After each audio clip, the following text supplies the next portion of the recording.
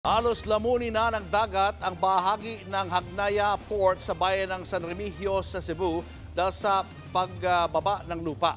At ang mga bahay malapit sa pantalan, mas matindi pa ang pinsala. Live mula sa San Remigio, Cebu, naasa frontlining balita si John Aroa ng News 5 Visayas.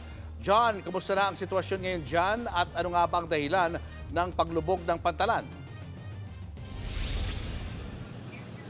Julius, dahil nga sa bumagsak ang lupa sa bahagi ng Barangay Hagnaya dito sa San Remigio, Cebu, ay pinapasok na ng tubig dagat ang kanilang pantalan. Kaya dahil dito ay pahirapan tuloy ang pagsakay at pagbaba ng mga sasakyan. Masdan ang malaking bitak sa bayan ng San Remigio sa Cebu. Kalahating kilometro ang haba at lalim niyan. Apektado ang mga bahay at umabot ang bitak hanggang sa Hagnaya Port. Bukod sa crack, bumaba rin daw ang lupa ng pantalan kaya lubog ito sa tubig. Pahirapan tuloy ang pag-akyat at pagbaba ng mga sasakyan sa barko. Gaya ng truck na ito na nahulog ang mga kargang relief goods. Ito namang bus, humahalik na sa lupa ang bumper. Mahirap na nga, mas mahirap pa pag high tide at kapag umuulan dahil umaabot sa pantalan ang tubig.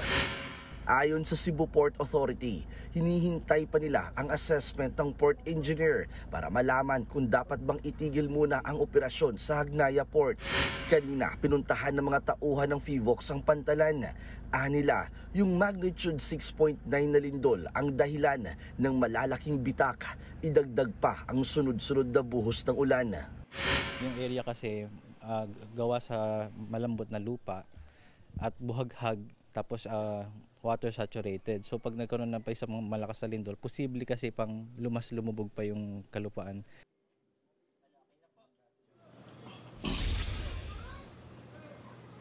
Julius, dahil dito inirekomenda ng FIVOX na i-rehabilitate na itong kanilang pantalan at i-relocate ang mga residenteng nakatira sa danger zone. Dahil nga rin sa patuloy na pag-ulan, posible kasing lumaki pa yung crack at lumalim pa o lumubog pa lalo itong lupa.